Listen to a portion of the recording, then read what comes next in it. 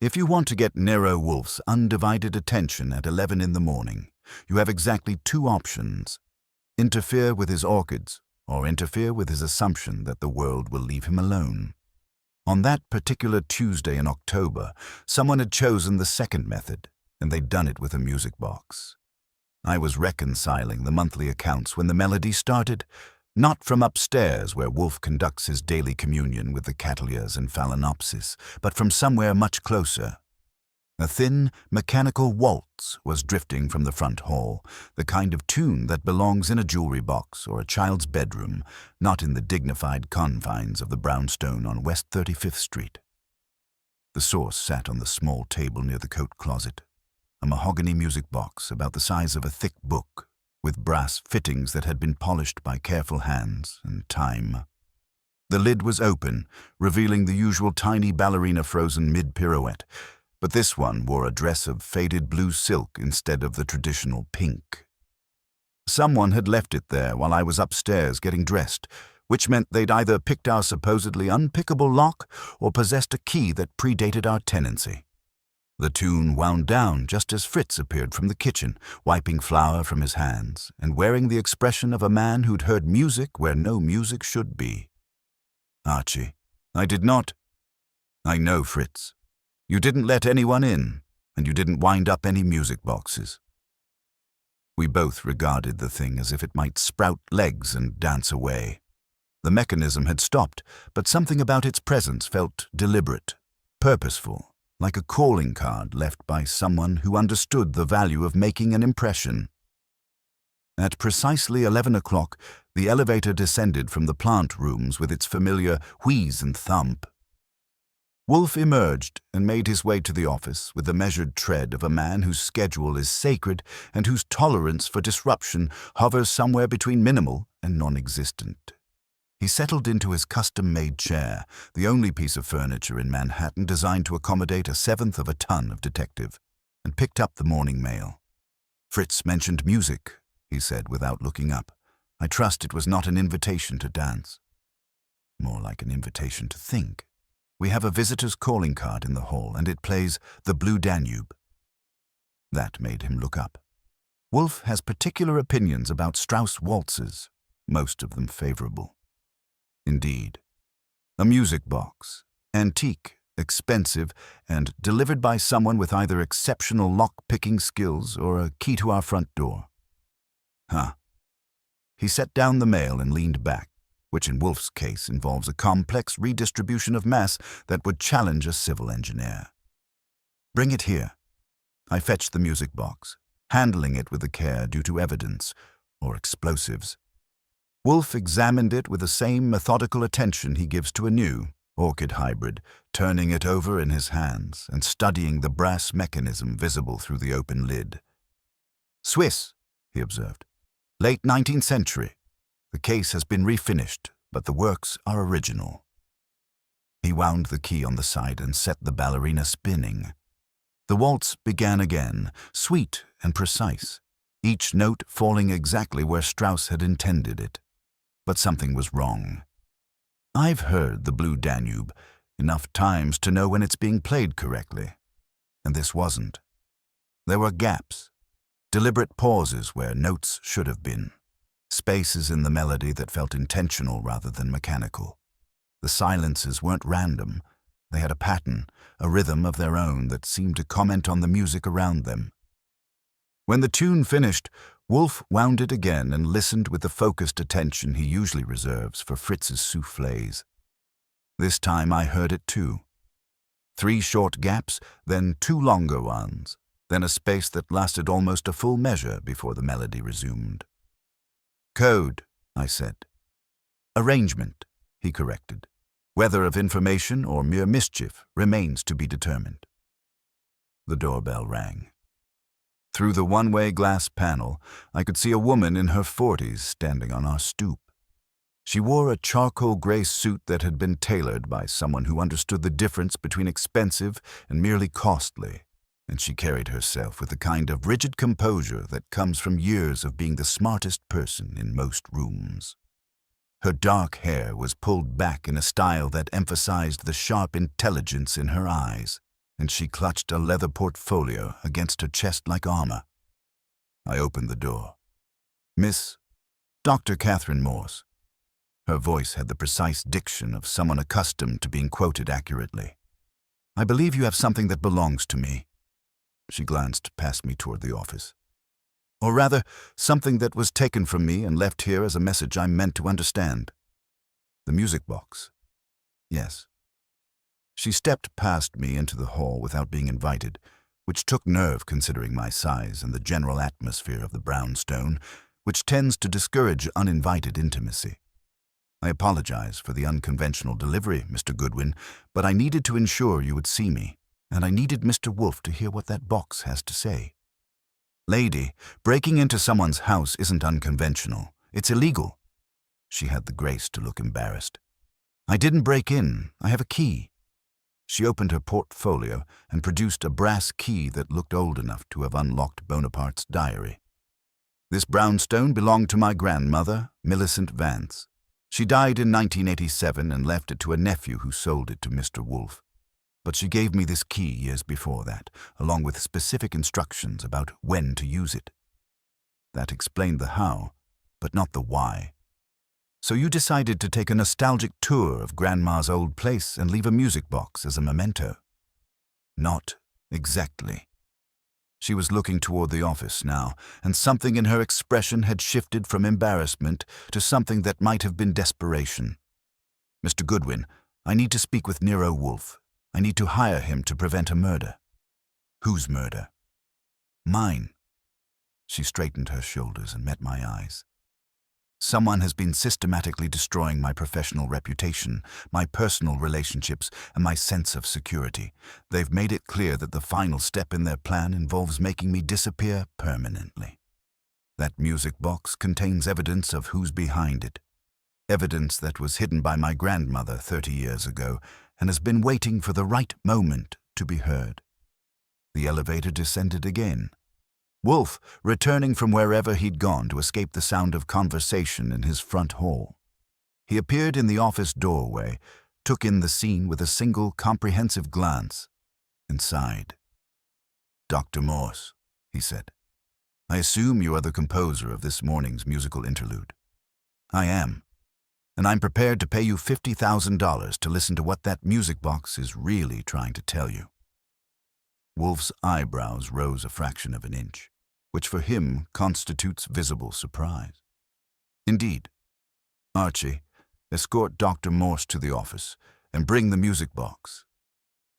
In the red leather chair, Dr. Morse sat with the careful posture of someone who'd learned that relaxation could be mistaken for weakness. She placed her portfolio on her lap and folded her hands over it, but I could see the tension in her shoulders, the way her eyes kept darting to the music box on Wolfe's desk. "Dr. Morse," Wolfe began, settling into his chair with the deliberate care of a man who knows that once seated, he won't be moving again for some time. "You mentioned evidence hidden by your grandmother. Explain." "My grandmother was Millicent Vance. You may have heard of her.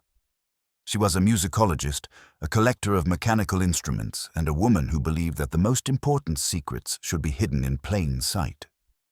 Dr. Morse opened her portfolio and withdrew a yellowed letter. "Before she died, she left me this, along with instructions that I was to bring it to whoever lived in this house if I ever found myself in mortal danger from someone whose identity I couldn't prove." She handed Wolfe the letter. He read it slowly, his expression giving away nothing, then set it on his desk and picked up the music box. "Your grandmother embedded information in the mechanism," he said. It wasn't a question. "She was a pioneer in what she called acoustic cryptography, the art of hiding messages in musical arrangements. That music box doesn't just play the Blue Danube. It plays a recording of a conversation that took place in this very room 30 years ago, a conversation that proves who killed my parents." Wolfe wound the music box again and listened to the gaps in the melody with new attention. "Your parents were murdered. The police said it was a car accident. My grandmother knew better. She was here, in this house, when the man responsible confessed to someone he thought he could trust. She recorded it using a technique she'd developed for preserving folk songs, then hid the recording in the one place no one would think to look, inside a child's toy. And now someone knows what the music box contains. Someone has always known. They've been watching me, waiting for the right moment to act. 3 weeks ago, my grandmother's house was burglarized. Nothing valuable was taken, but her workshop was destroyed. 2 weeks ago, I received a series of anonymous letters suggesting that my research into historical musical instruments was based on fraudulent sources. Last week, my apartment was broken into, and yesterday, she paused, swallowed hard. Yesterday, I found a dead cat on my doorstep with a note tied around its neck. The note said, "Some secrets should stay buried." Wolfe set down the music box and regarded Dr. Morse with the steady attention he usually reserved for a particularly challenging crossword puzzle. "The fee you mentioned, $50,000. To find the person who killed my parents and wants to kill me, to make sure the evidence in that music box is heard by the right people, and to keep me alive long enough to see justice done. My fee is $25,000, plus expenses." "Then you'll take the case?" Wolfe was quiet for a long moment, his gaze moving from Dr. Morse to the music box to the letter on his desk. Finally, he nodded once. "I will investigate the contents of this device and the threats against your person. However, I have conditions. You will answer all my questions completely and truthfully. You will provide me with all materials related to your grandmother's work and your parents' death. And you will remain in this house, under my protection, until the matter is resolved." "Thank you." For the first time since she'd arrived, some of the rigidity went out of Dr. Morse's posture. "You don't know what this means to me." "I know exactly what it means," Wolfe said quietly. "It means that someone has made the mistake of using my former home as a stage for murder and using a work of art as a weapon. Both are offenses I take personally." He picked up the music box one more time and wound it slowly, listening to the coded gaps in the melody with the focused attention of a man who'd just accepted a challenge he intended to win. "Archie," he said without looking up, "call Saul Panzer. Tell him we have work for him. And Fritz," he raised his voice slightly, "we'll be having a guest for dinner. Set an extra place." As the music box played its interrupted waltz, I had the feeling that this case was going to be about more than just solving a 30-year-old murder. Someone had violated the sanctity of the brownstone, turned a child's toy into an instrument of terror, and threatened a woman whose only crime was seeking the truth about her parents' death. They had, in short, made it personal. And when Nero Wolfe takes something personally, the outcome is rarely in doubt, only the method by which justice will be served. The witness in the music box had been waiting 30 years to tell its story. Now, finally, it was going to have its day in court. If you want to know what disturbed looks like at our address, it isn't sirens or screaming. It's Fritz placing a tray on the office stand without his usual geometric precision. It's Wolfe's lips tightening a 1/16 of an inch when a stranger's handbag brushes the leg of the red leather chair. It's the music box playing its interrupted waltz into a room that has heard everything from police bluster to a client's sobs and never had a ballerina for a stenographer. By noon, we had Dr. Catherine Morse relocated from the reception chair to the red one, with her portfolio parked on the stand where a decanter sometimes rests. Wolfe had declared the front bedroom adequate, which in his lexicon is how you describe fireworks when they're happening in someone else's city. I had moved her upstairs to clear a dresser drawer and, on Wolfe's orders, sequestered her phone. "Not confiscated," he corrected when she looked alarmed. "Sequestered. Dr. Morse, any call you wish to make will be placed through Mr. Goodwin. Any call you receive will be answered by him. That is for your safety and mine." She didn't argue, which scored her a point. But I would need more than obedience to stop wondering if I'd just set a cat among pigeons and told the cat to sleep in the spare room. The letter from Millicent Vance lay open on Wolfe's desk, its paper browned at the edges like a pastry left too long in the oven. The sentence that mattered most ran, "To recover what he confessed, count the silences, not the song. 5 kinds of absence spell the name he used to hide his crime." A note in the margin added, "Remember Vienna. Use the ballroom, not the street." Wolfe was conducting his 3rd examination of the music box when the doorbell announced our first official disruption. Through the one-way glass, I could see a woman in a color that had cost money to invent and a man with a jaw aimed like a bulldozer blade. "Mr. Goodwin," the woman said when I opened the door. "I'm Lila Baird, director of the Vance Foundation." She handed me a card that proved it in gilt you could shave with. "This is Trevor Phelps, counsel. We understand Dr. Catherine Morse is here and that an item belonging to the Foundation's collection is in your possession." Behind them, a town car idled, shedding quiet arrogance onto West 35th Street. "Possession is an interesting word," I told her. "Like neighbor, means what you want until somebody startles your fence." "Mr. Goodwin," she said, the greeting flavor gone, "we request immediate return of the Vance music box. It's catalogued as VF32, Blue Danube, Swiss, circa 1890. It was unlawfully removed from Foundation holdings. Come in and lay your tail on the line." They crossed into the hall on shoes that had never met a puddle. I took them to the office and gave them the seating chart.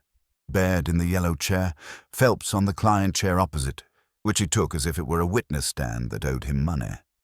Wolfe regarded them with the steady attention he usually reserves for a crossword puzzle that's fighting back. "Mr. Phelps, you may proceed with your speech." Phelps unbuttoned his jacket to free a file. "We're here to retrieve property. We can resolve this informally."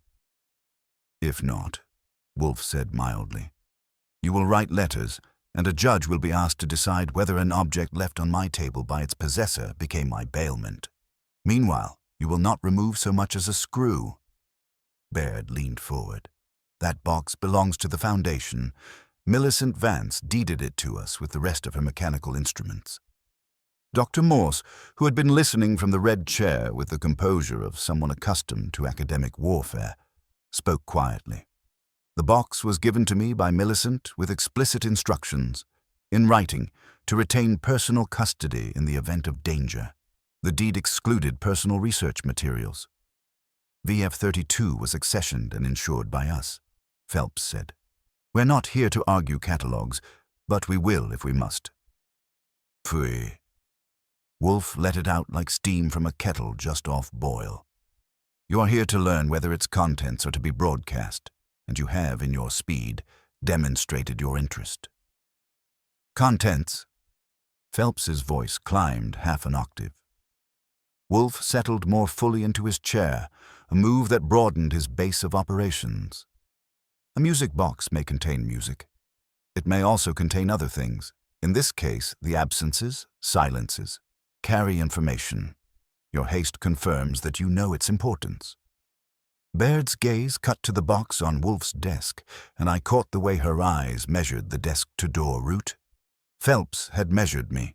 Both calculations ended where they always do in our office, with the furniture playing for our team. "We will not be parting with the box," Wolfe declared.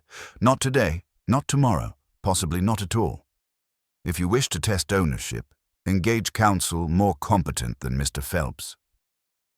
When I showed them out, Phelps paused at the hall table where the old brass key rested.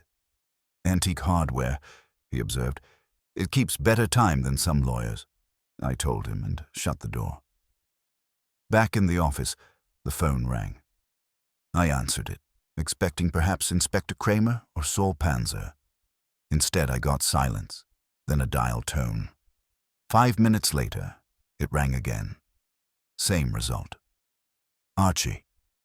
Wolfe's voice carried his particular note of irritation reserved for interruptions during his reading period.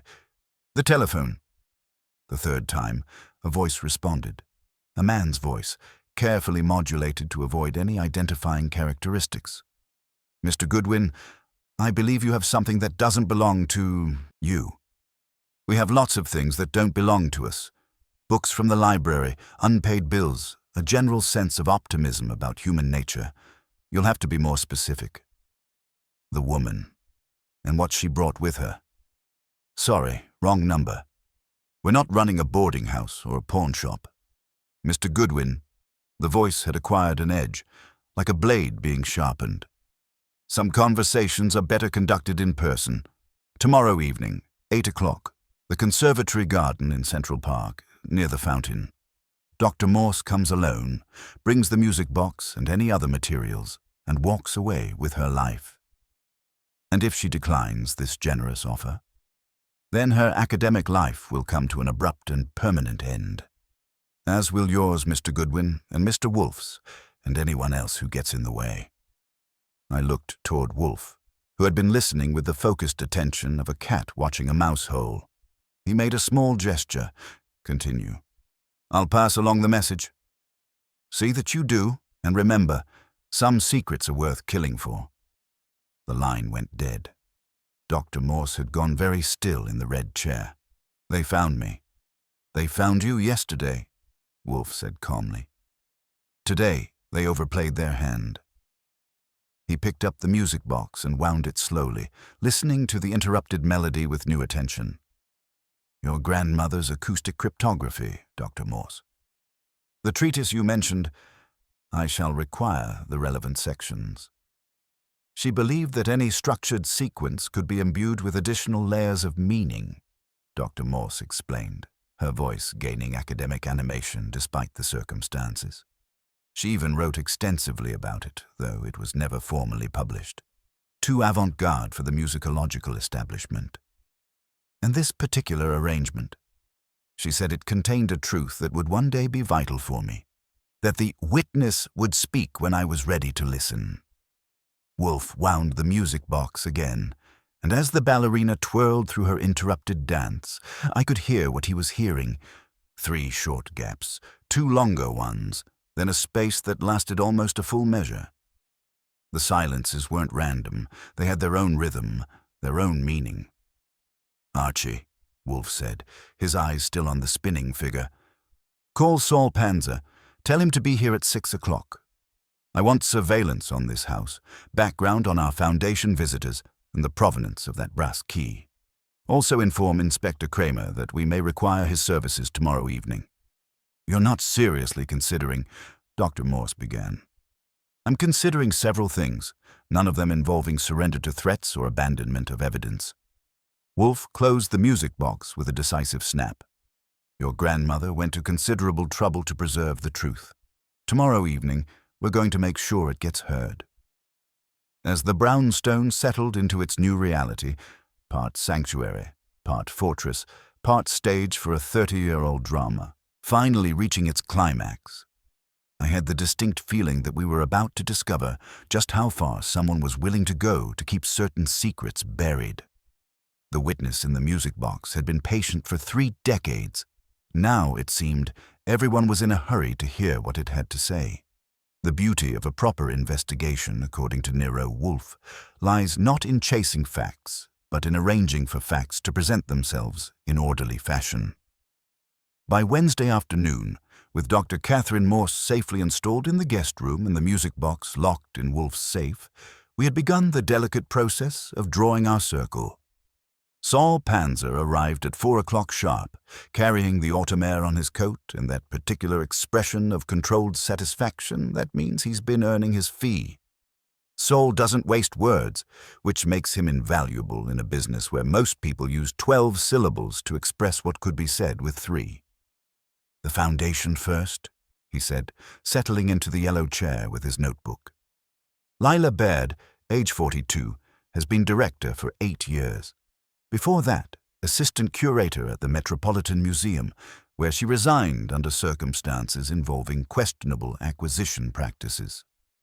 The Foundation pays her $200,000 annually, plus a Manhattan apartment and Hampton's house. Dr. Morse shifted in the red leather chair. I had no idea the compensation was so generous. Trevor Phelps, Saul continued. 38, Harvard Law, specializes in cultural property law. His firm has represented the foundation since its inception, but also handles private collectors who prefer anonymity. Lives in a Tribeca loft, worth more than most people's life savings. Wolfe made a small sound that might have been interest or indigestion. The foundation's financial health. Complicated. Established in 1988 with a $3 million endowment. Current assets, $12 million. But they've been deaccessioning items at an unusual rate. Over 200 pieces in 5 years, all to private collectors, all at prices well above appraised values. That's impossible, Dr. Morse said. The Foundation Charter specifically prohibits breaking up the collection. Charters can be amended, I observed, especially when $12 million is involved. Saul flipped a page. Which brings us to Dr. Marcus Webb, age 55. He was Millicent Vance's research assistant in the 1980s and is now the Foundation's chief acquisitions specialist. He handles all the buying and selling. The name hit Dr. Morse like a slap. Marcus? But he was devoted to my grandmother's work. He believed her acoustic cryptography theories could revolutionize musicology. Devoted enough to profit from them, Saul said quietly. He's acquired a reputation among collectors as the man who can authenticate or question the provenance of mechanical instruments. His opinion can make or break a sale.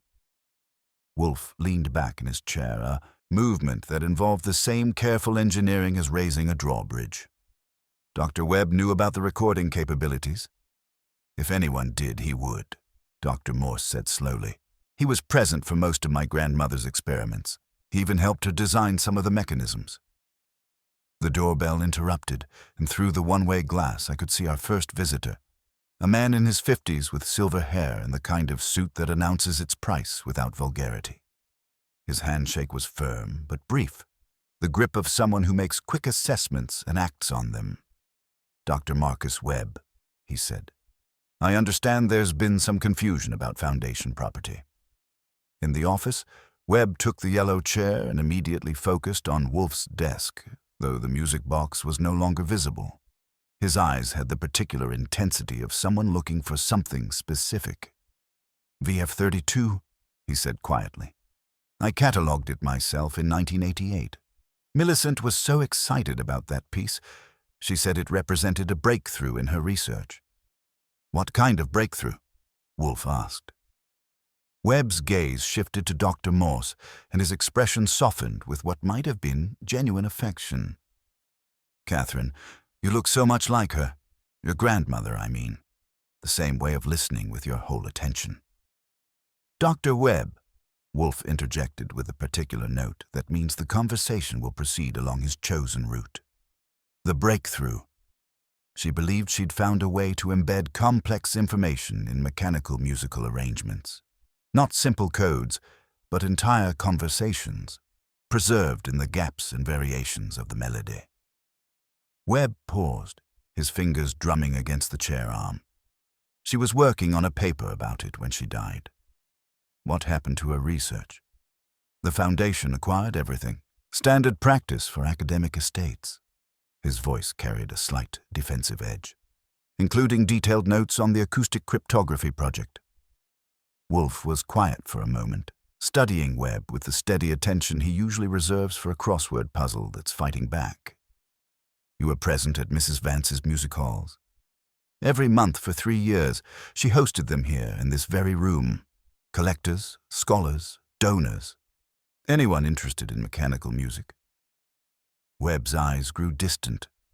She called them her salons of sound. People would bring instruments, share discoveries, argue about attribution and technique. Who attended regularly? Webb's expression grew cautious. Well, there was Dr. Alastair Finch from Columbia. He was always skeptical of Millicent's more innovative theories.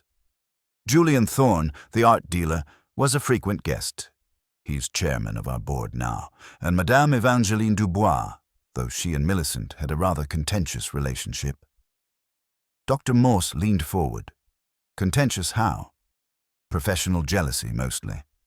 Madame Dubois is a serious collector, but she lacks academic credentials. She resented, Millicent's scholarly authority. Webb paused.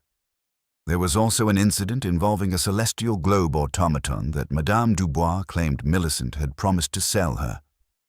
And Lawrence Vance? Wolfe asked. Webb's mouth tightened.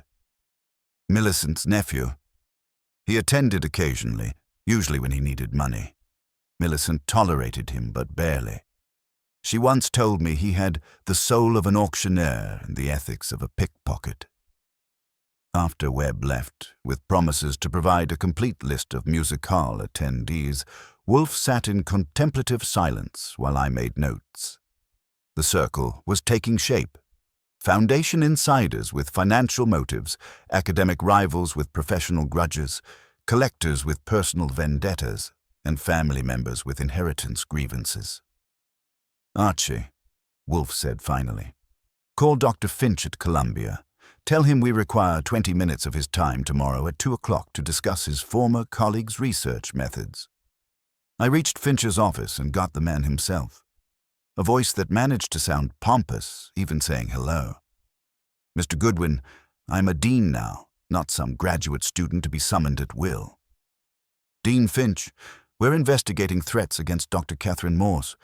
Your name has come up in connection with her parents' work. The pomposity deflated slightly. Threats? What sort of threats? The sort that end with people dead. Tomorrow at 2. Very well. But I won't have my reputation impugned by association with that family's melodrama. Next, Julian Thorne's gallery. His assistant informed me he was traveling on urgent business. But when I mentioned Nero Wolfe and a certain music box, Thorne himself came on the line within minutes. Mr. Goodwin. His voice had the warm authority of someone accustomed to being listened to.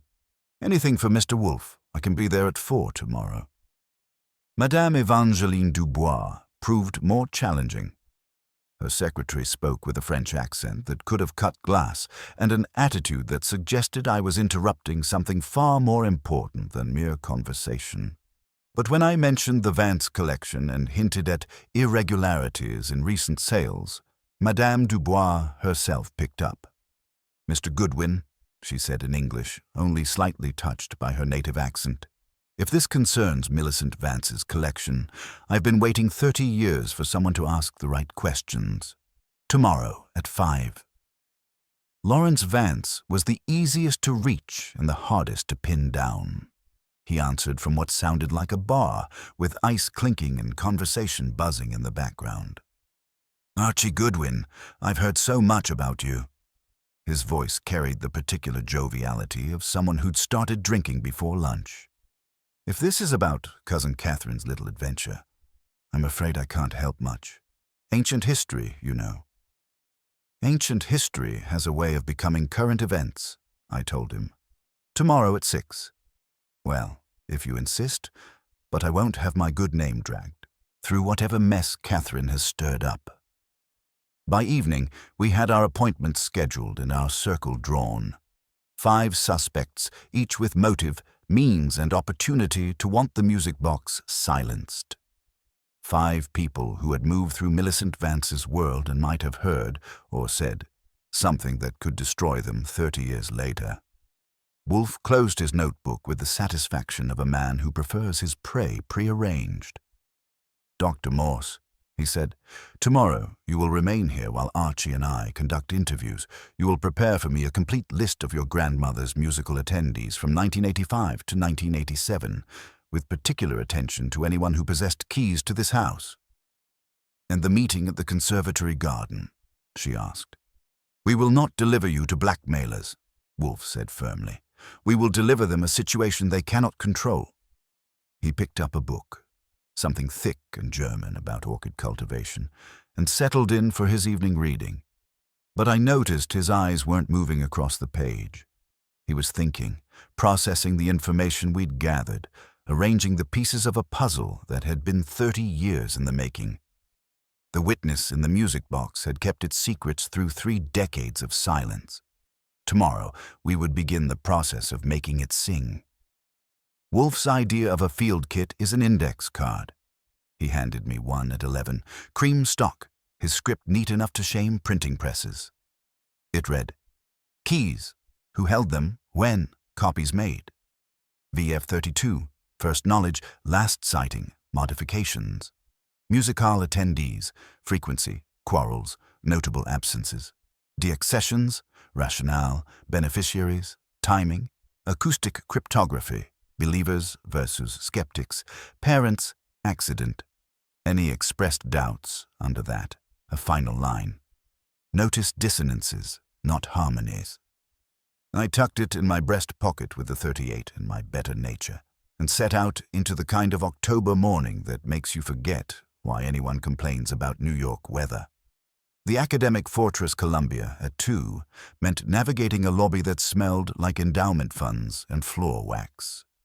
Dean Alistair Finch's office occupied a corner that probably cost more to heat than most people's annual rent, with leather-bound volumes arranged like soldiers and a portrait of himself that suggested the artist had been paid by the compliment. Finch wore a tie the color of old money and a smile calibrated for donor dinners. Mr. Goodwin.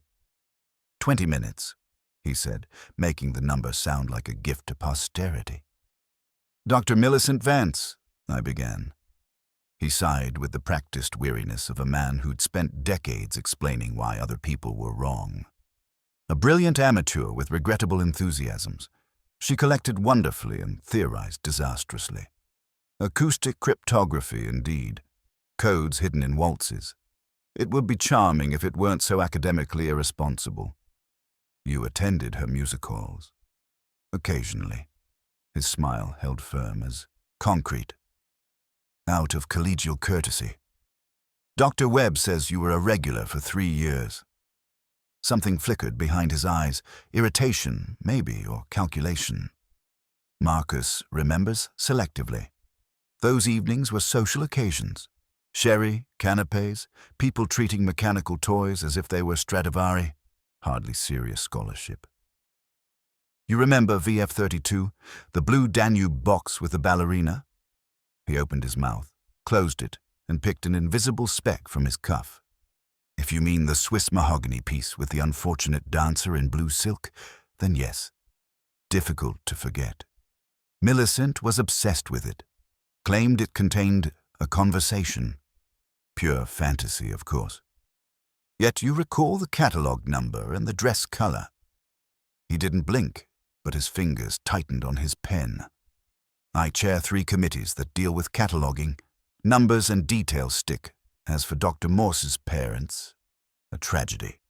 2 promising scholars who confused showmanship with substance. Their automobile went off the Taconic Parkway. The grief rippled through the entire department.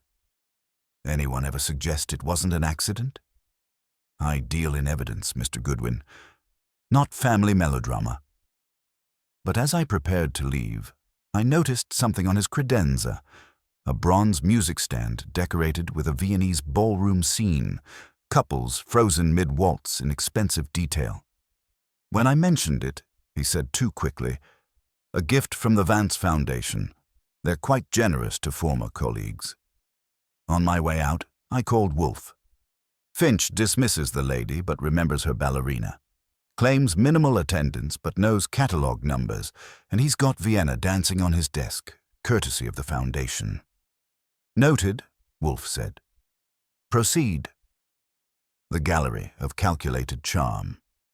Julian Thorne's gallery occupied 3 floors of limestone elegance that whispered rather than shouted its prices.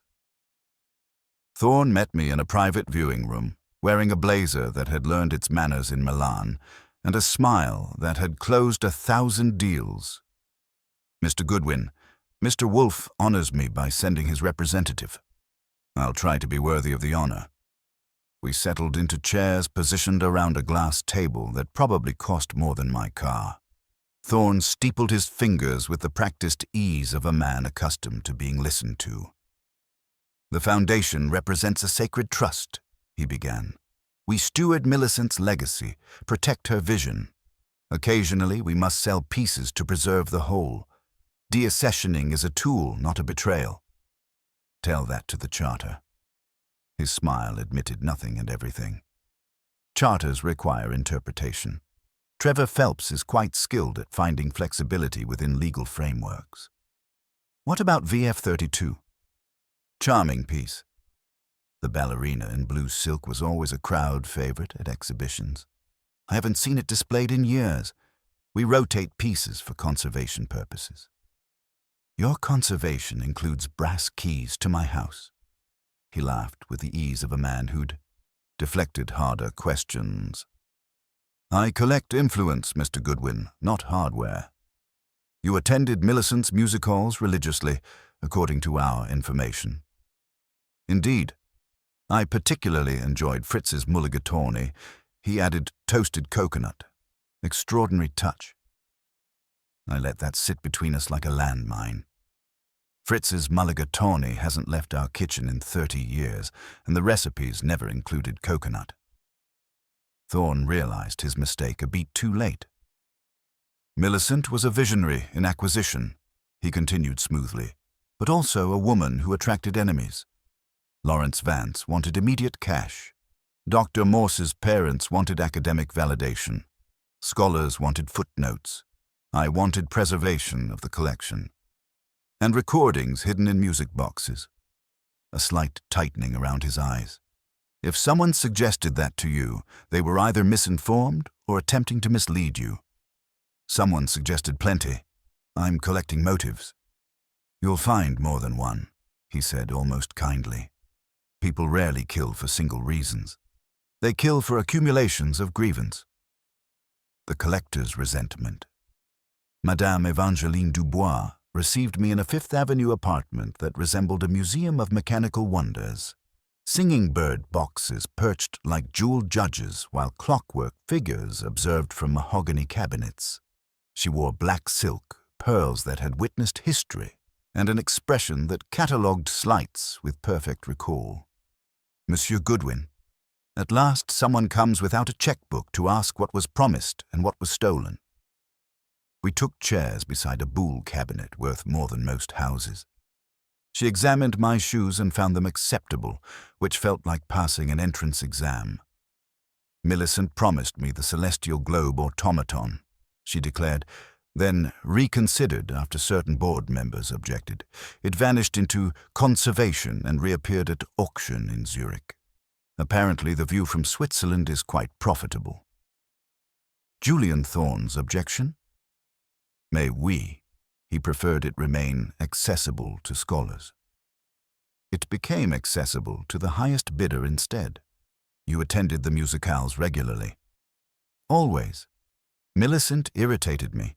Therefore, I respected her. She argued like a woman who kept ideas under her pillow, but she did not always choose wisely whom to trust. The music box? Madame Dubois' smile sharpened like a blade being honed. VF32 once played correctly, a perfect Blue Danube. Then, after a private meeting between Millicent and a man with expensive shoes and cheap ethics, the pauses appeared. She told me not to worry. Sometimes you must waltz around a truth until you can step on it, she said. Expensive shoes. Whose size? I do not measure men by their footwear, but I believe Millicent taught that box to testify, and whoever fears its testimony has already tried to erase other evidence. Her notebooks vanished, her workshop violated. 3 months after she died, someone came with a key, searched thoroughly, left empty-handed and furious. You believe there's actually a recording? I believe Millicent could make a music box confess secrets. She leaned forward conspiratorially. And I believe whoever silenced her is still breathing, still afraid of what that little ballerina might say. The dissolute nephew, Lawrence Vance, occupied a corner stool at a 10th Avenue bar where the bourbon was honest and the lighting forgave sins. He had a face that remembered handsomeness and a laugh that apologized to nobody. He clapped my shoulder like we were fraternity brothers and ordered 2 drinks without asking my preference. Catherine stirring up ancient history, eh? She always did like spotlights. Millicent preferred mysteries. Me, I prefer cash in hand. How much cash did the foundation provide for your cooperation? Finder's fees are respectable, Mr. Goodwin. I locate interested buyers. They purchase pieces. The foundation keeps operating. Everybody profits. Except the charter. Charters are suggestions written by dead people. Keys, Lawrence. His hand moved toward his pocket, then reconsidered. Lost mine years ago. Returned it officially. Water under bridges. You described the workshop break-in to someone. Mentioned specific tool marks on the workbench. That detail wasn't in any newspaper. He hesitated just long enough to confirm my suspicion. I hear things. Webb talks when he drinks. Phelps when he wins at cards. Baird when she's frightened. They're all frightened now. Of what? Of the wrong song playing in the wrong room, he said, draining his bourbon. Tell Wolfe he's painting targets on his house. Whoever's behind that music box doesn't negotiate. The pattern emerges. Back at the brownstone, I found Wolfe in his office, a botanical text, open but unread. Dr. Morse was upstairs, presumably working on the musicale attendance list. The music box sat in his safe, but its presence filled the room like an unplayed note. Dissonances, Wolfe said after I'd delivered my report. Finch's denial coupled with detailed knowledge. Thorne's false memory of Fritz's cooking. Madame Dubois' man with a key. Lawrence's inside information about the break-in. The deaccessions aren't peripheral, they're the main performance. And we're supposed to be waltzing while they're marching. He picked up Millicent Vance's letter and reread the crucial passage. Remember Vienna. Use the ballroom, not the street. His eyes narrowed in concentration. Archie, before dinner, retrieve the music box from the safe. Count the silences again, not their duration, but their sequence. And bring me the pattern in groups that make sense, not groups that please the ear. I spent an hour with the music box, winding it repeatedly, listening to the interrupted Blue Danube until the gaps began to sound like footsteps in an empty ballroom. The pattern emerged slowly. 3 short silences. Pause, 2 longer ones. Pause. 1 extended gap that lasted almost a full measure. Then the melody resumed normally. When I reported the sequence to Wolfe, he made a note and leaned back in his chair.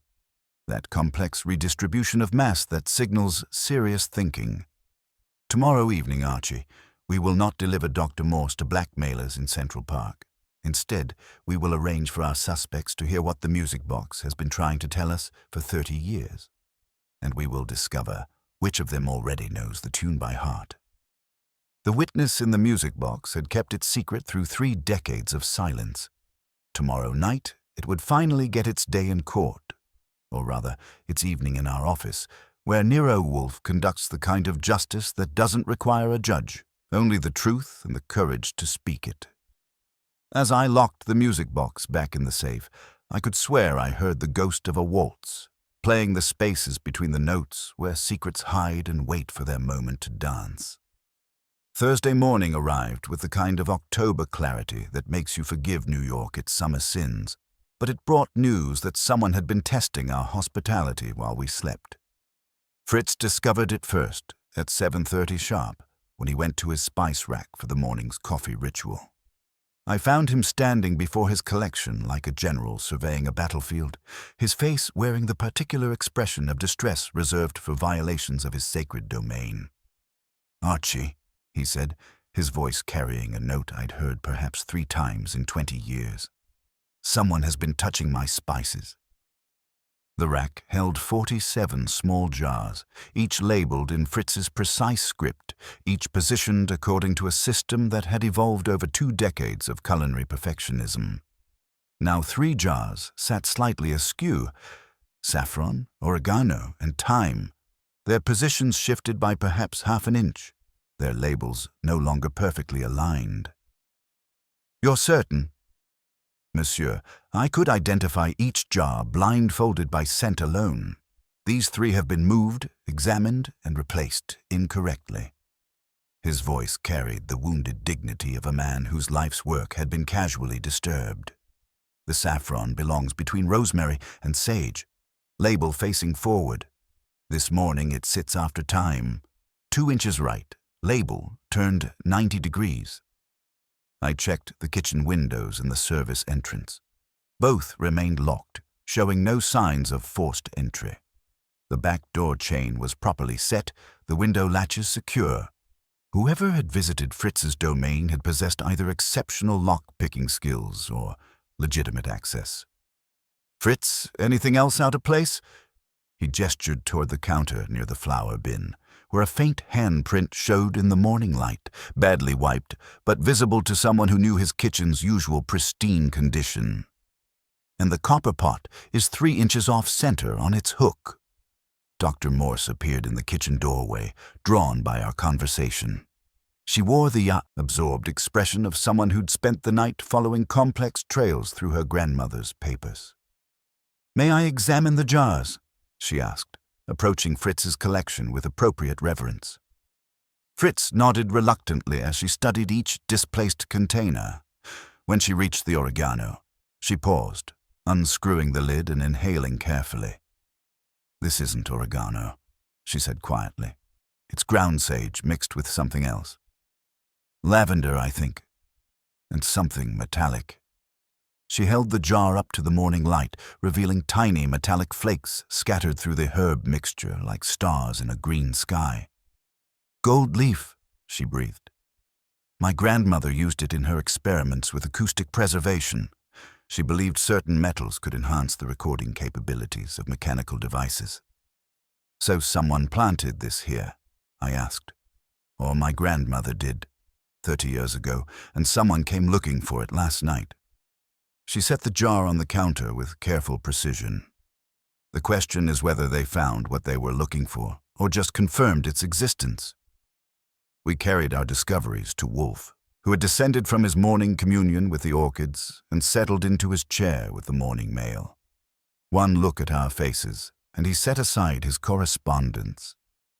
"Tell me," he said. I described Fritz's displaced spices and the suspicious herb mixture. When Dr. Morse explained about the gold leaf and its connection to her grandmother's acoustic experiments, Wolfe made a sound that might have been interest or calculation. "Bring the jar," he instructed. In the office, Wolfe examined the oregano container with methodical attention, unscrewing the lid and studying the metallic flakes with the focused concentration he usually reserved for new orchid specimens. "Sage, lavender, and gold leaf, as Dr. Morse observed," he said finally. "But also copper filings, I believe, and perhaps silver. A mixture designed to enhance conductivity and sound recording mechanisms." "Someone knew exactly what to look for," I observed. "Indeed. Someone familiar with Mrs. Vance's methods and her habit of hiding important materials in plain sight." Wolfe set down the jar and regarded Dr. Morse with steady attention. "Your grandmother's workshop. Was it in this house?" "The basement. She converted the old coal cellar into a laboratory for her acoustic experiments. And you believe her equipment might still be there?" "I haven't been down there since I was a child. But if her instruments survived—" I was already moving toward the basement stairs, Fritz following with a flashlight. The basement occupied the same footprint as the house above, divided by support pillars and utility runs into irregular chambers. The coal cellar sat at the far end, behind a door Fritz used for seasonal storage. The door was locked, but the key hung on a nearby hook, the same style of brass key Dr. Morse had used to enter the house. Inside, we found what remained of Millicent Vance's workshop, preserved like a shrine to mechanical ingenuity. Workbenches lined 3 walls, supporting an array of precision tools that belonged in a watchmaker's shop. Microscopes sat beside tuning forks. Calipers shared space with bottles of oils and lubricants. And scattered across the main workbench were components that had clearly been disturbed recently, not destroyed, but examined and rearranged by someone who understood their purpose. "They've been here too," Dr. Morse said, surveying the scene. "This workbench was always organized according to a specific system. Someone has gone through everything." But the most telling evidence waited upstairs, in Wolfe's office. While we'd been exploring the basement, he'd been conducting his own investigation of the study. When we returned, He stood before his personal library, holding a volume I recognized. Das Geheimnis der Klangstrukturen, a treatise on hidden mathematical patterns in folk music. This book, he said, his voice carrying a cold precision, is always placed with its spine precisely aligned with its neighbors, its cover flush with the edge of the shelf. And it is never, under any circumstances, left with a page dog-eared. He held up the volume, revealing a single folded corner about a third of the way through. The marked page was dense with musical notation and mathematical formulae, discussing the concept of interrupted cadences and harmonic lacunae, the very theoretical framework behind Dr. Morse's grandmother's acoustic cryptography. Someone has examined this book and left a message, Wolfe continued, a demonstration that they understand not only the nature of the music box's contents, but the scholarly foundation underlying Mrs. Vance's methods. A calling card, I said. More than that. A challenge. They are asserting their own mastery of the subject while demonstrating their ability to penetrate our defenses. Wolfe closed the book with a decisive snap.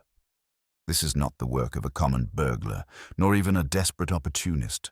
This is the act of an intelligent, methodical opponent. The phone rang, interrupting our analysis. Inspector Kramer's voice came through with its usual blend of irritation and urgency. Wolfe, I just received an anonymous tip about a planned exchange in Central Park tonight. Something about a music box and a woman in danger. The caller mentioned your involvement specifically. Indeed, Wolfe said, settling more fully into his chair. The conservatory garden, I presume, 8 o'clock. You know about this.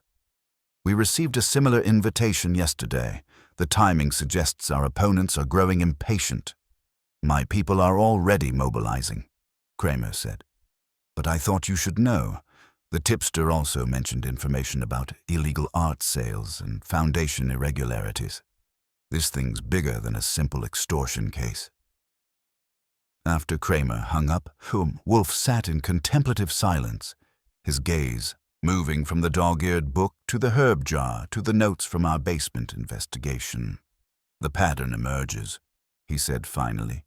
Kitchen spices examined for hidden materials, workshop equipment searched for missing components, academic texts marked to demonstrate scholarly knowledge, and now police involvement to add pressure and urgency to tonight's confrontation. So the meeting in the park is definitely a trap. Unquestionably, but for whom remains to be determined. Wolfe picked up the phone and dialed Saul Panzer's number. Saul, I require surveillance on this house, beginning immediately. Also, Fred Durkin and Ori Cather for mobile observation. Any person entering this building between sunset and sunrise is to be photographed and followed, not confronted. He hung up and turned to Dr. Morse. You will remain in this house tonight under protection. The music box will accompany me to Central Park, but not for the purpose our blackmailer expects. What purpose then? Wolfe's smile held the cold satisfaction of a chess master who'd seen his opponent's strategy 3 moves in advance. To demonstrate that some witnesses cannot be silenced by threats, and some truths cannot be buried by trespass, no matter how subtle. The brownstone had been violated, its order disturbed, its security tested. But in their careful examination of spices and books and workshop equipment, our opponents had revealed more about themselves than they'd learned about us.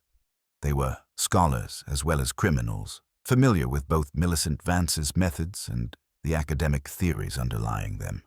They possessed keys and knowledge, patience and desperation in equal measure. Most importantly, they had made the mistake of treating Nero Wolfe's home as their personal research library. That was the kind of trespass that demanded not just justice, but a demonstration of exactly who controlled the game they thought they were playing. The witness in the music box had been patient for 30 years. Tonight, it would finally have its day in court, or rather, its evening in Central Park, where the truth would dance to a tune our opponents had never learned to play. Thursday afternoon brought the kind of tension that makes a brownstone feel like a pressure cooker with the safety valve welded shut. The subtle trespass of the morning had confirmed what we already suspected. Our adversary possessed both intelligence and audacity. Now, with evening approaching and the conservatory garden meeting looming, the pressure began building from multiple directions at once. Saul Panzer's first report came at 2:30, delivered in the calm, professional tone of a man who'd spent decades watching people who didn't want to be watched. 3 separate surveillance teams, he said. Florist van across the street. Blue Danube blooms on the side, but the DIOT medallion's counterfeit, and there's a coil of communications cable where the hose reel should be. Drivers, reading yesterday's post and watching your door in the side mirror. We don't order flowers, I told him. We grow them. Second team's mobile. Dark sedan. 2 occupants. Been circling the block every 20 minutes since noon. Professional spacing. Good discipline. Third team's on foot. Messenger with a bag who times pedestrian traffic and checks his watch whenever anyone leaves your building. Wolfe absorbed this information with the steady attention he usually reserves for orchid catalogs. They are documenting our routines and testing our awareness. The pressure is being applied systematically. It gets better, Saul continued. Your phone line's been tapped. Passive device, good workmanship. I left it in place and added my own piggyback. The tap has tool marks from a jeweler's screwdriver. Webb, I said. He's got the hands for precision work. At 3:15, the financial pressure arrived via telephone. Trevor Phelps' voice carried the particular urgency of a lawyer who'd been authorized to spend serious money. Mr. Goodwin, we need to resolve this situation immediately. The Foundation's board has authorized me to offer $200,000 for the return of certain materials and the cessation of your investigation. I covered the mouthpiece and relayed the figure to Wolfe, whose eyebrows rose precisely 1/16 of an inch, his equivalent of visible shock. 200,000, he murmured. The stakes are considerably higher than we calculated. Cash, Phelps continued when I returned to the call. Today. Complete resolution, no questions asked. Everyone walks away satisfied. Mr. Phelps, I said, we're not in the business of selling evidence or abandoning clients. If you want to discuss terms, you can present yourself here at 4 o'clock with a complete accounting of Foundation deaccessions since 1988. The silence stretched long enough to time a waltz. Then, Mr. Goodwin, you're making a serious mistake. There are forces at work here that extend far beyond your understanding. Some secrets are protected by people who don't negotiate and don't leave witnesses. Enlighten us. The offer I've made represents the last reasonable solution. If you decline, you'll discover that tonight's meeting is the least of your concerns. The line went dead with the finality of a coffin lid closing. Dr. Morse looked up from her grandmother's papers, her face pale. $200,000 means they're desperate. My grandmother's acoustic cryptography research wasn't just academic. She believed it could revolutionize information storage. Imagine embedding entire databases in musical performances, hiding corporate secrets in symphonies. The military applications alone would be worth millions. And if the Foundation has been selling pieces of her collection to private collectors, I observed, they could have been distributing her research methods along with the instruments. Each collector possessing a fragment of the complete system, Wolfe concluded, without understanding the whole. Until now. The doorbell interrupted our analysis. Through the one-way glass, I could see Dr. Marcus Webb, but this wasn't the composed academic who'd visited us earlier. His usually immaculate appearance was disheveled, his hands shaking as he pressed the bell repeatedly.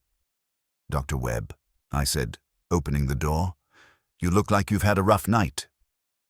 They destroyed everything, he said without preamble, pushing past me into the hall.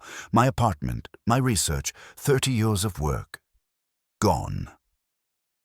In the office, Webb collapsed into the yellow chair with the exhausted relief of a man who'd reached sanctuary.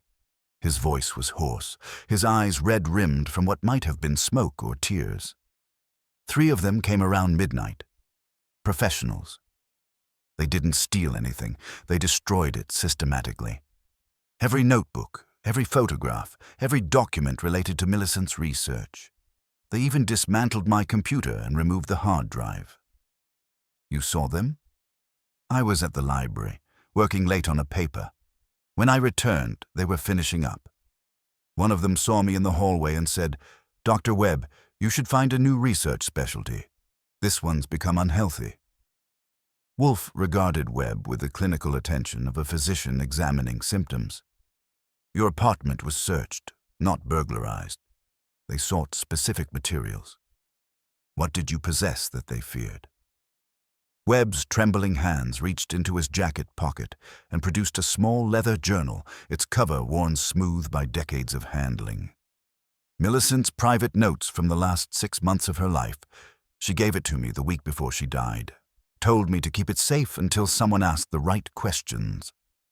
He placed the journal on Wolfe's desk like an offering to an altar. The pages were filled with Millicent Vance's precise handwriting, formulas, diagrams, and what appeared to be detailed transcriptions of conversations. Wolfe opened the journal and read silently, his expression growing more thoughtful with each page. Finally, he looked up with the satisfaction of a man who'd found the missing piece of a complex puzzle. "Dr. Webb, this journal contains comprehensive records of your colleagues' private statements during the musicales. Mrs. Vance was documenting not just her acoustic experiments, but the personal confessions and business discussions that occurred in her presence. She called it her social archaeology," Webb explained. She believed people revealed their true natures when they thought they were among friends. Financial irregularities, academic fraud, personal betrayals. She heard it all and recorded it all. "The music box recording isn't an isolated piece of evidence," Dr. Morse said, understanding dawning in her voice. "It's part of a comprehensive intelligence archive." "Precisely," Wolfe said, closing the journal with decisive finality. "Mrs. Vance created an intelligence operation disguised as scholarly social gatherings. The music box contains one crucial recording among many, but it represents the key to understanding the entire system." The phone rang again. Inspector Kramer's voice carried the particular frustration of a man dealing with bureaucratic complications. "Wolfe, I've got a problem. The anonymous tip about tonight's meeting has been corroborated by another source, but with a twist. My informant claims this isn't just a threat against Dr. Morse. It's a transaction of significant cultural value involving a high-profile collector. They're trying to present it as a legitimate, albeit illicit, art deal." "Indeed," Wolfe purred. "And which of our acquaintances might fit that description?" Julian Thorne's name came up. Madame Dubois was also mentioned. "Look, Wolfe, my men are setting up a perimeter around the garden, but this cultural transaction angle complicates things. We can't just storm in without probable cause." After Kramer hung up, Wolfe sat in contemplative silence, his gaze moving from Webb's journal to the safe where the music box waited. The pattern was becoming clear. Financial pressure through Phelps' offer, physical intimidation through Webb's apartment destruction, professional surveillance of the brownstone, and now legal maneuvering to control the narrative around tonight's confrontation. "They are attempting to manage every aspect of this situation," Wolfe observed. "The surveillance to gauge our preparedness, the financial offer to test our resolve, the destruction of Webb's materials to eliminate corroborating evidence, and the manipulation of police intelligence to control tonight's outcome." "So what's our play?" I asked. Wolfe's smile held the cold precision of a chess master who'd seen his opponent's strategy and found it wanting. "We will indeed attend tonight's meeting, Archie, but not to negotiate or surrender. We will go to demonstrate that some witnesses cannot be silenced by money or threats, and some truths refuse to stay buried, no matter how much pressure is applied." He picked up Millicent Vance's letter and reread the crucial margin note. "Remember Vienna. Use the ballroom, not the street." "The ballroom," he said quietly. "Not the street, not the park. Mrs. Vance understood that the most important performances require the proper venue. Tonight, we will ensure that when the music plays, everyone will be listening to the silences, and those silences will speak volumes. Saul called again at 5:30. The surveillance teams are pulling back, but not abandoning their positions. They're giving you room to move, which suggests they want you to feel confident about tonight. Also, the florist van just received a delivery. Small package, hand-carried by someone in expensive shoes.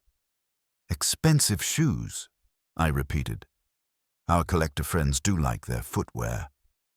One more thing, Saul added. Fred spotted a familiar face. Near the conservatory garden entrance, Lawrence Vance, but he wasn't drinking. He was sober, alert, and talking to someone in a town car. Whatever's happening tonight, the family's involved. As evening approached, the brownstone settled into the particular quiet that precedes action. Dr. Morse remained safely upstairs, working through her grandmother's musical attendance lists. Webb's journal sat in Wolfe's safe alongside the music box, two pieces of evidence that together painted a picture of 30 years of secrets, lies, and carefully maintained silence. The pressure had been applied from every angle: financial, physical, legal, and psychological. But pressure, as any student of physics knows, can be redirected. And Nero Wolfe had spent a lifetime learning how to turn his opponent's force against them. The witness in the music box had waited 3 decades for its moment. Tonight, in the ballroom of Wolfe's choosing, it would finally dance to a tune that would make everyone listen, whether they wanted to or not. The game was entering its final phase, and all the players were moving into position. The only question remaining was who would still be standing when the music stopped. There are times when Nero Wolfe reminds me less of a detective than of a conductor preparing for a symphony he's been composing in his head for 30 years. Thursday evening, with the conservatory garden rendezvous looming and a pressure building from every direction, was definitely one of those times. He didn't move much. He never does. But he made the entire brownstone move around him like an orchestra, tuning up for the performance of a lifetime. The ballroom, he said, tapping Millicent Vance's letter with a forefinger the size of a bratwurst. Not the street, not the park. If our adversary insists on a performance, we shall oblige. But on our stage, with our orchestra, and according to my tempo. At 6:30, he began positioning his pieces with the methodical precision of a chess master who'd seen the endgame 20 moves in advance. The music box sat on his desk like a silent conductor's baton, waiting for its moment to lead the final movement. Archie, he said, settling more fully into his chair. Call Inspector Kramer.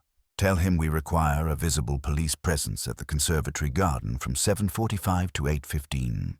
After that, his men should become invisible, but remain vigilant. Invisible how? They will withdraw conspicuously, allowing our opponents to believe they have a clear field. In reality, they will maintain surveillance from concealed positions. The goal is to make our adversaries feel confident enough to reveal themselves. I reached Kramer at headquarters, where he was coordinating what he probably thought was a straightforward park rendezvous. Inspector, Wolfe needs a favor. Visible police presence at the garden, then a strategic withdrawal. Strategic withdrawal. Wolfe, if you're planning one of your theatrical demonstrations. I'm planning justice, Inspector. The theatrical elements are merely to ensure everyone plays their proper role. Next, Wolfe dictated 6 carefully crafted messages, not letters, but invitations to a performance our suspects wouldn't be able to resist attending. Each was tailored to exploit specific weaknesses and fears. To Lila Bad, the Foundation's deaccession irregularities will be discussed at 9 o'clock this evening. Your presence may mitigate exposure regarding the Celestial Globe auction. Absence will constitute consent to full disclosure. To Trevor Phelps. Legal complications regarding charter violations require immediate attention. 9 o'clock. Bring documentation of all Foundation amendments since 1988, or explain their absence to federal investigators. To Dean Finch.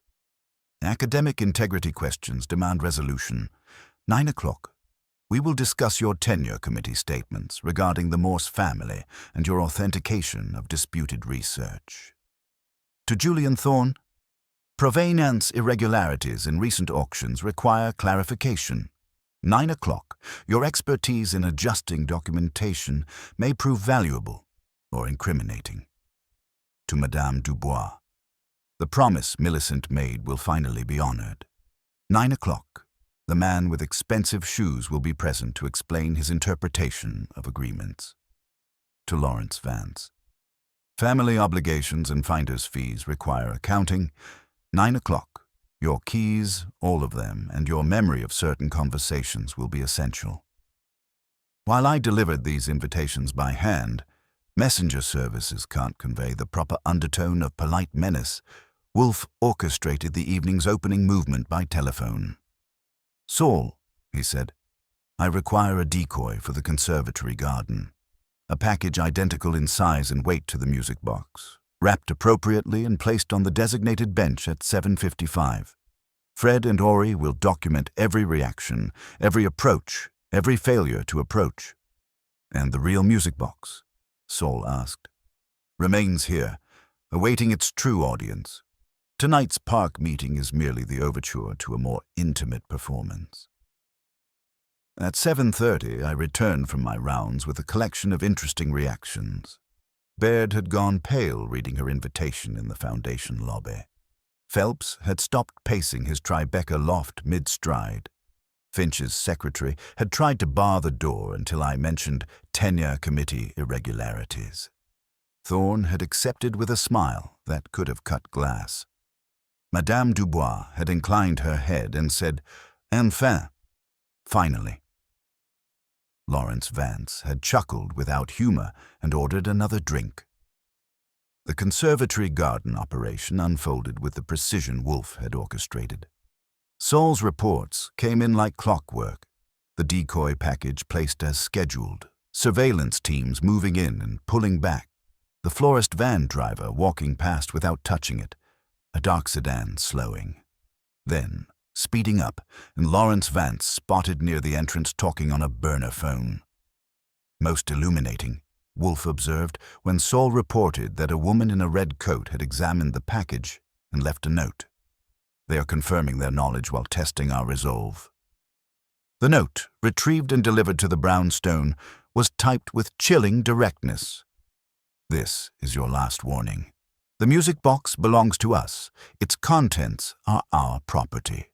Deliver it to the location specified in the original arrangement by midnight, or Dr. Morse will not live to see dawn."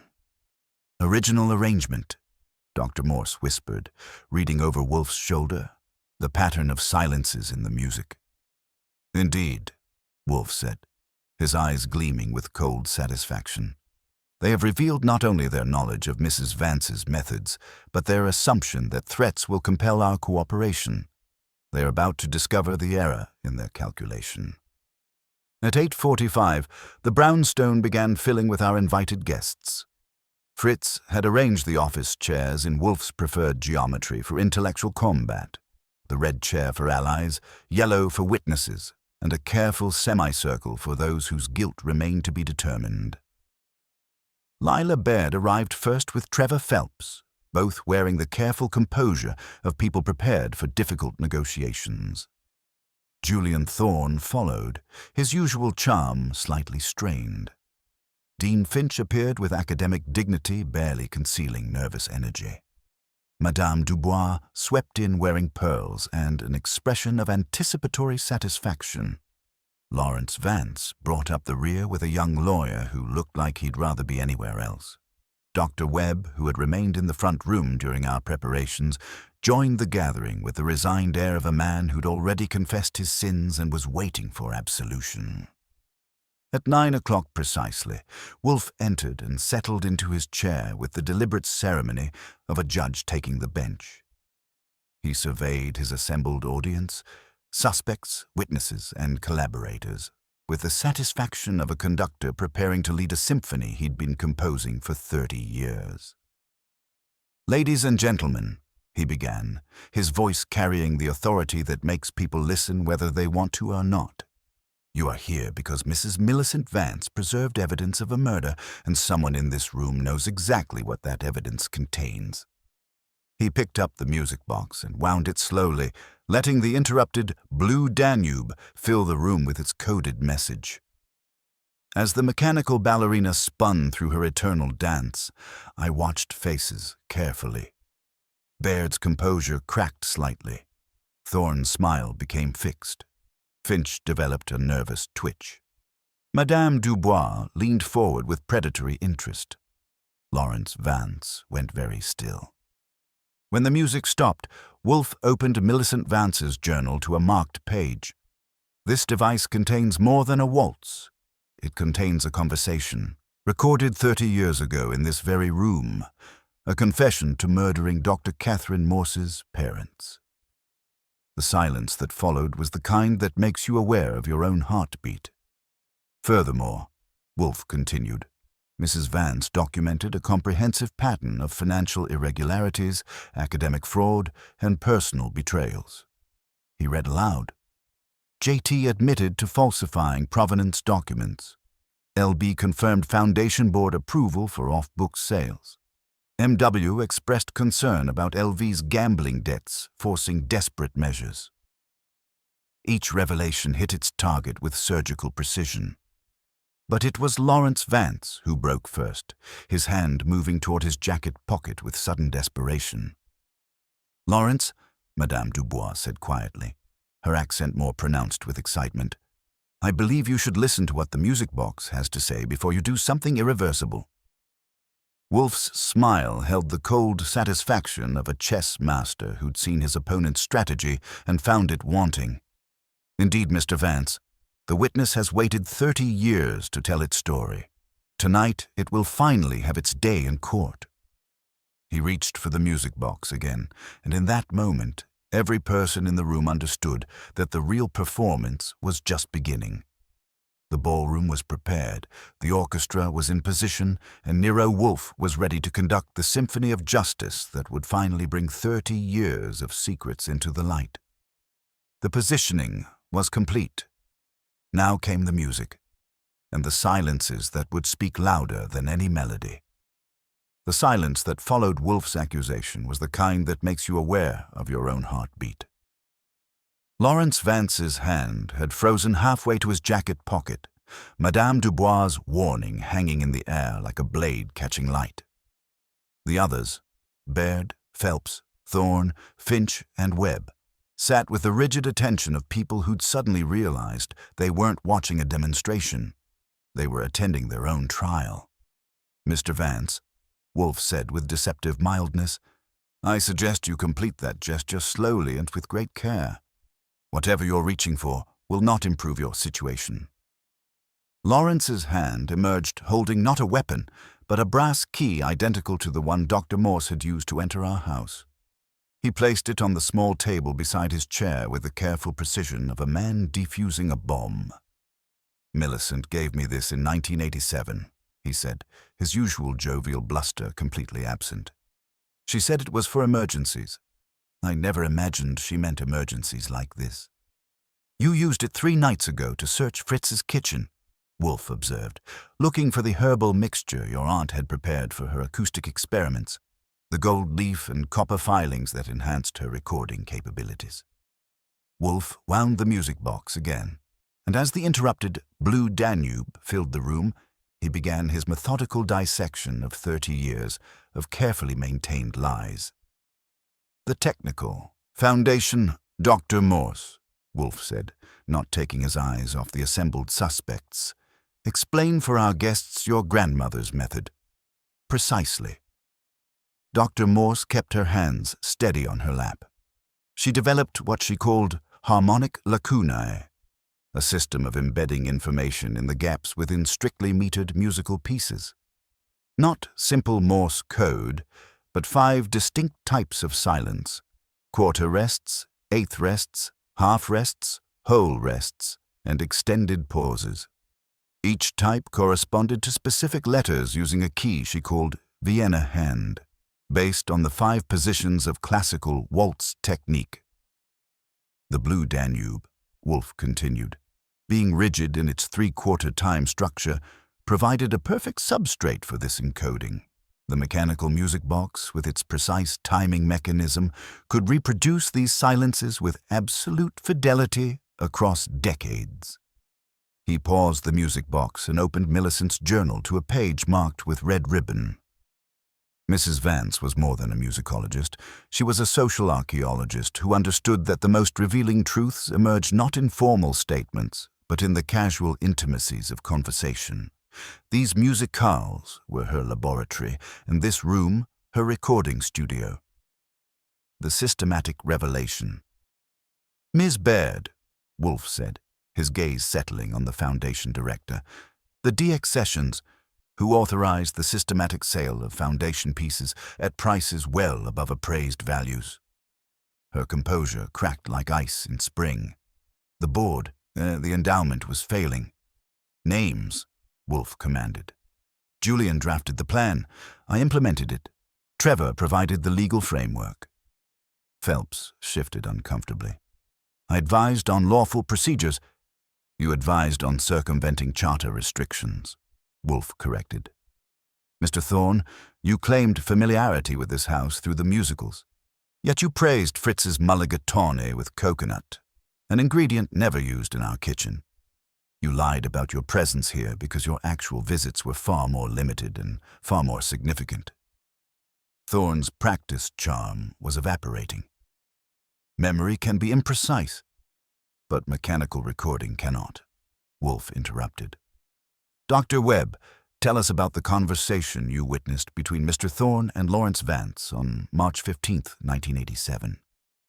Webb's hands trembled as he spoke. Julian was explaining to Lawrence how the Morse parents' investigation into Foundation finances could destroy them all. Lawrence said something about permanent solutions to temporary problems. I thought it was just talk, the kind of thing people say when they're frustrated. It was not mere talk, Wolfe said quietly. Mrs. Vance recorded that conversation, along with Lawrence's subsequent confession 3 days later, when he returned to this room in a state of agitation and admitted to Julian that he had taken care of the problem by tampering with the Morses' automobile. The confession revealed Lawrence Vance stood abruptly, his chair scraping against the floor. "You can't prove any of this. Even if that box contains something, it's 30 years old. Sit down," Wolfe commanded with such authority that Lawrence complied immediately. "The music box contains your voice, Mr. Vance, recorded on March 18, 1987, confessing to Julian Thorne that you had severed the brake lines and damaged the steering mechanism of your colleague's automobile. You believed you were speaking privately in a room with only a child's toy as witness." Wolfe wound the music box and let it play through its complete cycle, then began transcribing the pattern of silences onto his notepad. The encoded message, when decoded using your aunt's Vienna hand system, spells out LARRYKILLEDTHEMFORMONEY. The room went dead silent, except for the mechanical whir of the music box winding down. "Furthermore," Wolfe continued, opening Webb's journal, "Dr. Webb's contemporaneous notes corroborate every detail. The gambling debts that motivated your desperation, the Foundation finder's fees that provided your payment, Mr. Thorne's promise to provide alibis and suppress evidence.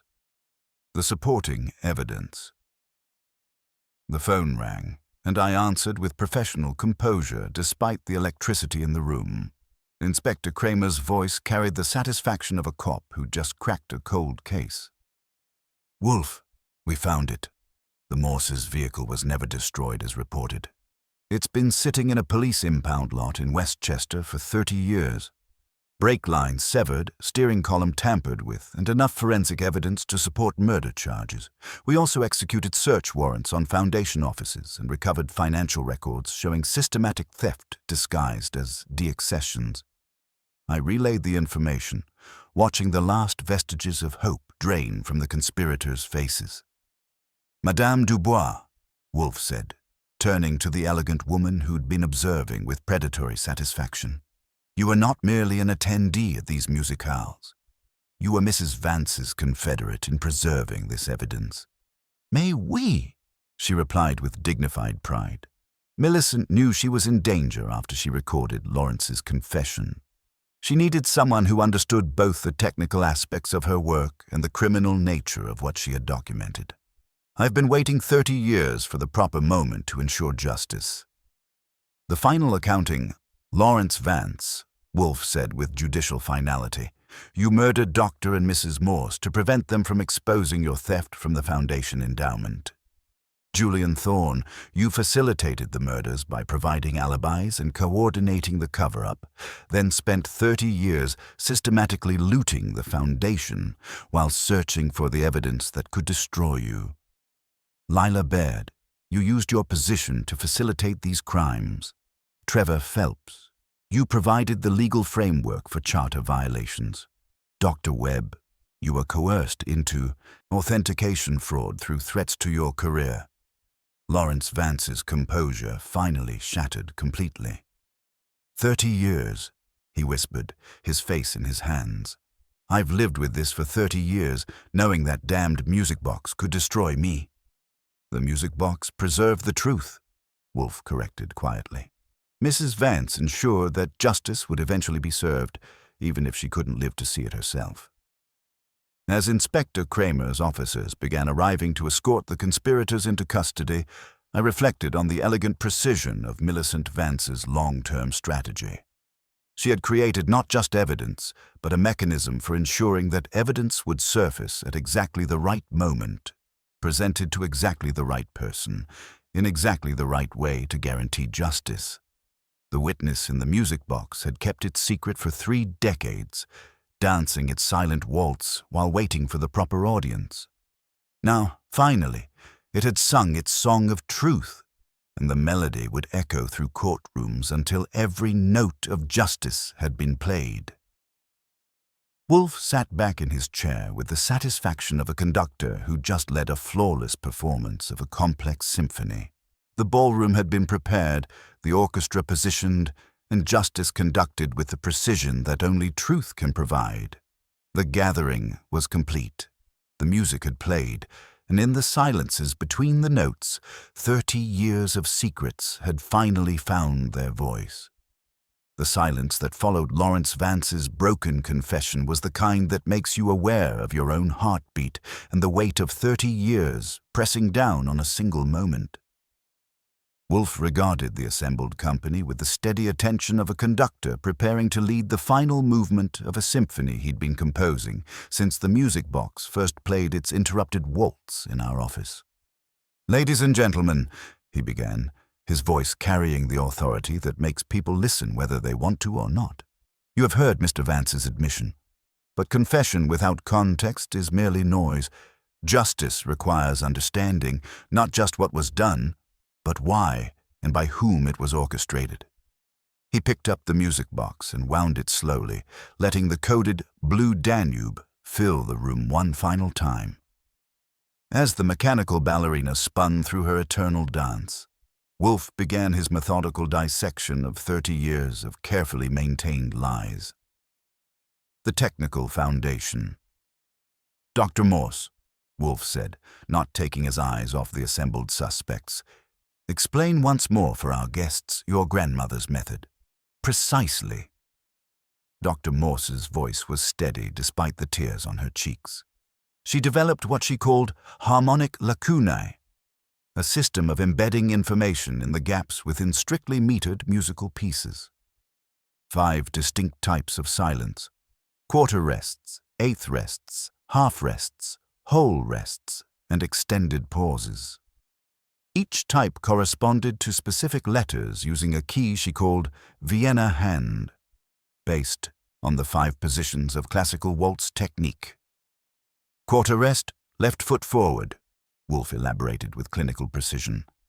Eighth rest, gather. Half rest, turn. Whole rest, set.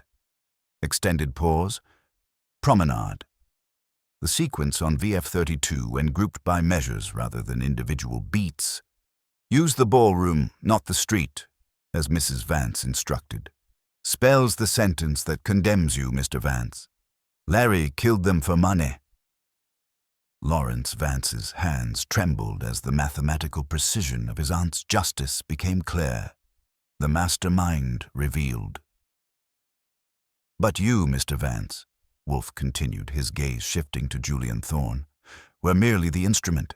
The architect of this 30-year deception sits among us wearing the mask of respectability and the tools of his trade. Charm, connections, and an absolute willingness to sacrifice human lives for financial gain.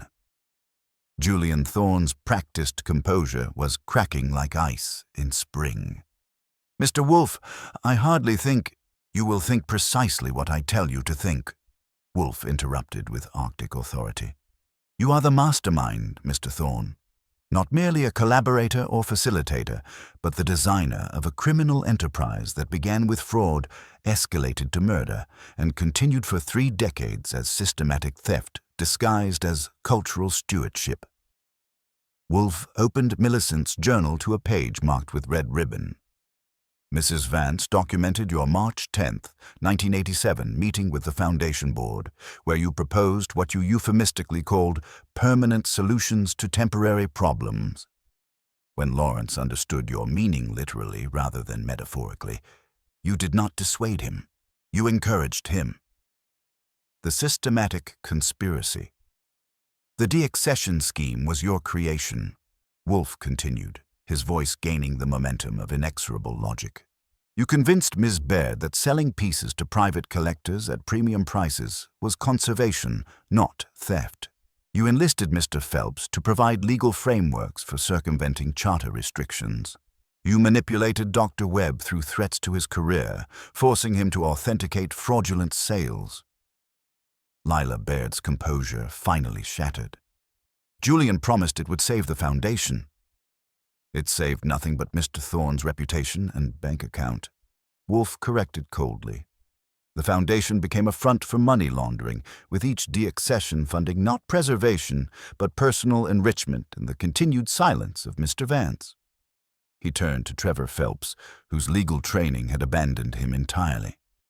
Your charter amendments, your provenance documentation, your insurance adjustments, all bore the seal of professional respectability while facilitating systematic theft. You convinced yourself you were saving Millicent Vance's legacy. Instead, you were destroying it piece by piece. The murder method. Lawrence, Wolfe commanded. Explain to Dr. Morse exactly how you killed her parents. Lawrence's voice emerged as barely a whisper. I knew cars, worked in a garage during college. The Taconic Parkway has those curves near Millwood.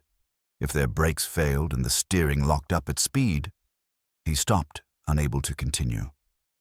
The brake lines, Wolfe prompted remorselessly. Cut with precision to fail under pressure, the steering column coupling damaged to cause catastrophic failure during sharp turns. It looked like mechanical failure, metal fatigue. Just 2 promising academics who died in a tragic accident. Dr. Morse closed her eyes, finally hearing the truth about her parents' last moments. The cover-up campaign. The investigation was managed by Mr. Thorne's connections, Wolfe continued. No detailed forensics, no criminal inquiry, just convenient mechanical failure. For 30 years, you believed you had successfully buried the evidence, but Mrs. Vance had created something more durable than your conspiracy. She had created mechanical memory, encoded truth that would outlast all of you. The phone rang, and Inspector Kramer's voice carried the satisfaction of a cop who'd just closed a major case. Wolfe, we've got everything. The Morse's vehicle, still in impound after 30 years. Brake lines severed, steering column tampered with, enough forensic evidence to support murder charges. We also executed search warrants on Foundation offices. Financial records showing systematic theft disguised as conservation. The final accounting. As Kramer's officers began entering the office, Wolfe delivered his final judgment with the authority of absolute moral certainty. Julian Thorne, You orchestrated the murder of Dr. and Mrs. Morse to prevent exposure of your fraudulent acquisition practices. You spent 30 years systematically looting the foundation while living in constant fear of a music box that contained the truth you thought you had buried. Lawrence Vance, you were the weapon he wielded, desperate, weak, and willing to commit murder for money. Your aunt's recording preserved not just your confession, but your exact words. I took care of the problem permanently. Lila Baird, Trevor Phelps, you facilitated these crimes through willful blindness and professional complicity. Dr. Webb, you were coerced, but you preserved the evidence that condemned them all. As the handcuffs clicked and rights were read, Julian Thorne looked back at the music box with something approaching respect. 30 years, he said quietly. She waited 30 years. She waited for justice, Wolfe corrected. And justice, unlike criminals, is patient. The restoration of order. When the office finally emptied of everyone except Dr. Morse, Dr. Webb, Madame Dubois, and ourselves, the brownstone settled into its familiar quiet.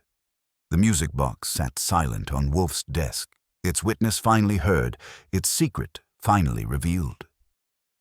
Your grandmother, Wolfe told Dr. Morse, understood that the most important truths are often spoken in moments of assumed privacy. She created a system for preserving those truths and ensuring they would surface when justice demanded their testimony. Dr. Morse touched the music box gently, as if greeting an old friend. She always said the silences were more important than the song. Tonight, Wolfe observed with quiet satisfaction, the silences spoke volumes. As Fritz appeared to announce that dinner was served, Wolfe carefully placed the music box in his safe, not as evidence any longer, but as a monument to the patient persistence of truth. The witness had danced its final waltz of secrets. Justice had been served with the precision that only mechanical memory and moral certainty could provide. The brownstone had been disturbed, its order tested, its sanctuary violated. But in the end, it had provided exactly what Millicent Vance had hoped for 30 years ago, a proper venue for truth, a ballroom where justice could dance to its own eternal rhythm, and a conductor who understood that some performances are worth waiting a lifetime to hear. The reveal was complete. The music had played, and in the spaces between the notes, 30 years of silence had finally found their voice. If you want to know what satisfaction looks like at our address, it isn't champagne or congratulations. It's Fritz repositioning his spice rack with the precision of a Swiss watchmaker, Wolfe settling into his chair without the weight of unresolved questions, and the brownstone itself taking what I can only describe as a deep, cleansing breath after 3 days of having its sacred routines violated by necessity. The exodus of Inspector Kramer's entourage left behind the particular quiet that follows a storm, not empty silence, but the kind of peace that comes after justice has been properly served. Dr. Catherine Morse remained in the red leather chair, her face showing the complex relief of someone who'd finally heard the truth about her parents' death. Dr. Webb sat in the yellow chair looking decades younger, as if confessing his 30-year burden had restored parts of his spine he'd forgotten he possessed. Madame Dubois occupied the remaining chair with the serene satisfaction of a woman who'd kept faith with a friend for 3 decades and seen that faith rewarded. The immediate reckoning. The phone rang at 9:15. Inspector Kramer's voice carried the particular satisfaction of a cop who'd just closed a case that had been nagging at him since before he knew it existed. Wolfe, the DA's office is already moving. Thorne's lawyer is making noise about deals, but we've got him cold on conspiracy to commit murder, plus 30 years of fraud and theft. Phelps is cooperating fully. Apparently he kept copies of everything, including the original charter violations. Baird's singing like a canary about the deaccession scheme. And Vance. He paused. Vance just sits there staring at his hands. I think the weight of 30 years finally hit him. The evidence chain? Wolfe inquired. Airtight. The music box is in our most secure facility, along with Mrs. Vance's journal. The Westchester DA is reopening the Morse case as a double homicide. And Wolfe, the forensics team found something interesting in that impound yard. Tool marks on the brake lines match a specific type of mechanic's cutter. We're tracking down where Vance would have had access to those tools in 1987. After Kramer hung up, Wolfe turned his attention to our remaining guests. Dr. Morse, the practical matters. Your grandmother's collection will be restored to its proper purpose, but you must decide your own role carefully. Avoid the temptation to manage what you've helped to liberate. I understand, she said quietly. I want to finish her work on acoustic cryptography, not administer a foundation. Madame Dubois has offered to serve as interim director while a proper board is assembled. Madame Dubois inclined her head with elegant authority. The celestial globe automaton will be returned, properly catalogued and displayed as Millicent intended. The foundation will honor its original charter, not the perverted version Julian created. The civilized conclusion. Fritz appeared in the doorway with the ceremonial precision of a man announcing the restoration of natural order. Dinner is served, he said, and something in his tone suggested that, after 3 days of disruption, chaos, and strangers violating his kitchen, the universe had finally returned to its proper orbit. In the dining room, Fritz had prepared duckling with cherry sauce, accompanied by a rice pilaf that refused to play second fiddle to anything.